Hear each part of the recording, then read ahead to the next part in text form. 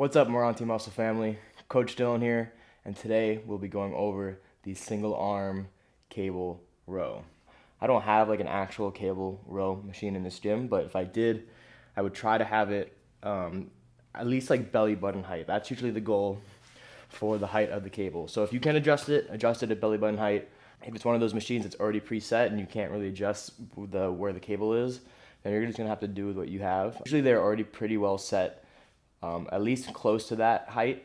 You can kind of adjust the seat or lean forward or backwards to play around with it, or even do it from the floor behind the bench if you need to. For single arm cable rows, there's a couple things we need to be aware of, right? Obviously we want to be spaced enough where I have some distance with it so I can get that stretch, right? The most important thing here, have a perfect single arm cable row, is we need to get that full stretched range of motion. So as you can see right here, with this distance, I'm not really fully stretched, so I would need to back up a little bit more. We want to get that full stretch of motion. We don't want it to be enough to turn our body though, right? We just want it to unlock our shoulder blades. The second thing is we need to standardize the movement. So at some point or at somewhere in our body, the cable needs to touch our body. So either below the chest, right? Or all the way down to the hips. So unlocking the shoulder blades, standardizing the movement, right? And we don't want to bounce. We don't want to go down and bounce, all right? This will keep us not only safe from getting injured, but it will also give us more results.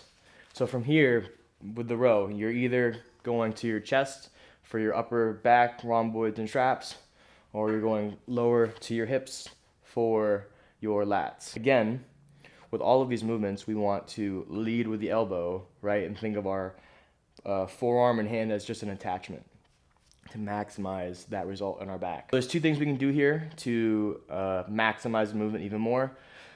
We definitely don't want to arch backwards too much, because as we go and arch with it, we're wasting energy that we don't need.